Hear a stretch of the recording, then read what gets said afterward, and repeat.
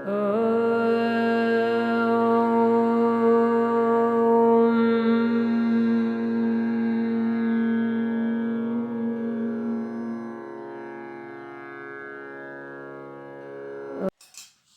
श्री कृष्णा मित्रों, हरि शरणम में आप सबका स्वागत है।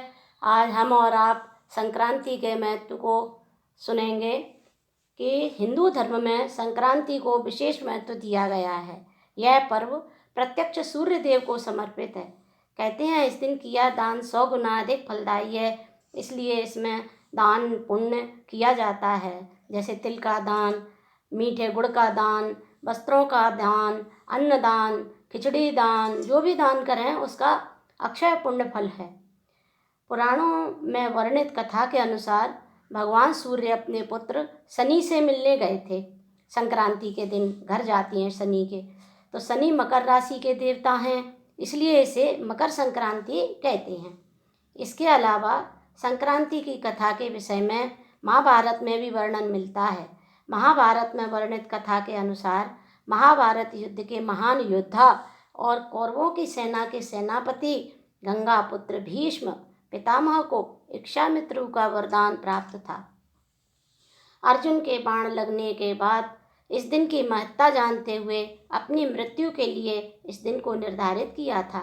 वो जानते थे कि दक्षिणायन सूर्य में मोक्ष प्राप्त नहीं होता, पुनः जन्म लेना पड़ता है। युद्ध के बाद जब सूर्य उत्तरायण हुए तभी भीष्म पितामह ने आज के दिन संक्रांति के दिन अपने प्राण त्याग किए। यदि रविवार के दिन सूर्य की संक्रांति तथा शुक्ल पक्ष की सप्तमी हो तो उस दिन किया हुआ व्रत, पूजा और जप अक्षय होता है, इसलिए हमें भगवान के नाम मंत्रों का जप करना चाहिए। संक्रांति के दिन सूर्य की विशेष आराधना करना चाहिए। कहते हैं संक्रांति के दिन ही भागीरथी के पीछे पीछे चलती हुई गंगा जी समुद्र में जाकर संगम को प्राप्त। तो पाताल लोक का वो अंतिम छोर है जहाँ गंगा सागर का मिलन हुआ है, गंगा से और सागर का, जहाँ भगवान विष्णु के 5वें अवतार कपिल मुनि का प्रादुर्भाव हुआ। तीर्थराज गंगा सागर के प्रशस्ति में कहा गया है कि गंगा के पानी में मोक्ष है और वाराणसी के पानी और मिट्टी में मोक्ष है, और गंगा सागर में पानी, मिट्टी और अंतरिक्ष में मोक्ष है।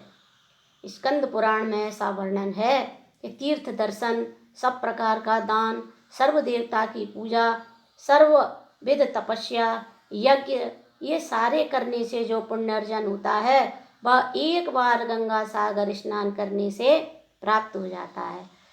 तो संक्रांति के दिन गंगा सागर में स्नान किया जाता है। वहाँ पर मेला लगता है, बहुत विशाल मेला लगता है और उस दिन का नहाने का बहुत पुण्य फल है। राजा भागीरथ ने गंगा के पावन जल से अपने पूर्वजों का तर्पण किया था। इस दिन गंगा सागर पर भव्य मेला का आयोजन होता है। संक्रांति को उत्तरायण भी कहते हैं क्योंकि इसी दिन से उत्तरायण का शुभारंभ होता है। इस दिन पर सूर्य दक्षिण की यात्रा समाप्त कर उत्तर दिशा की तरफ बढ़ते हैं। मनुष्य संक्रांति की रात को जागरण करने से स्वर्गलोक को प्राप्त कर लेता है। जब संक्रांति अमावस्या तिथि में हो तो शिव और सूर्य का पूजन करने से स्वर्ग की प्राप्ति होती है। संक्रांति को प्रातःकाल स्नान करना चाहिए। भगवान श्री केशव की अर्चना करना चाहिए। स्नान के जल में दूध और तिल डालकर स्नान करना चाहिए और हाथ पैरों में, चेहरे पर तिली को लगाना चाहिए। इससे सारे शरीर के चर्म रोग जो हैं वो दूर होते हैं। कश्यप मुनि के अंश और अदिति के गर्भ से उत्पन्न होने के कारण सूर्य आदित्य के नाम से प्रसिद्ध हुए। भगवान सूर्य विश्व की अंतिम सीमा तक विचरते और मेरुगिरी के शिखरों पर भ्रमण करते रहते हैं। ये दिन रात इस पृथ्वी से लाख योजन ऊपर रहते हैं। विधाता की प्रेरणा से चंद्रमा आदि ग्रह भी वहीं विचरण करते हैं। सूर्य 12 स्वरूप धारण करके 12 महीनों में 12 राशियों में संक्रमण करते रहते हैं।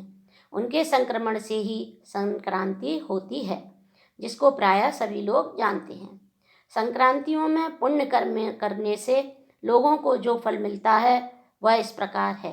धनु, मिथुन, मीन और कन्या राशि की संक्रांति को षडशीति कहते हैं तथा वृष, वृश्चिक, कुंभ और सिंह राशि पर जो सूर्य की संक्रांति होती है उसका नाम विष्णुपदी है।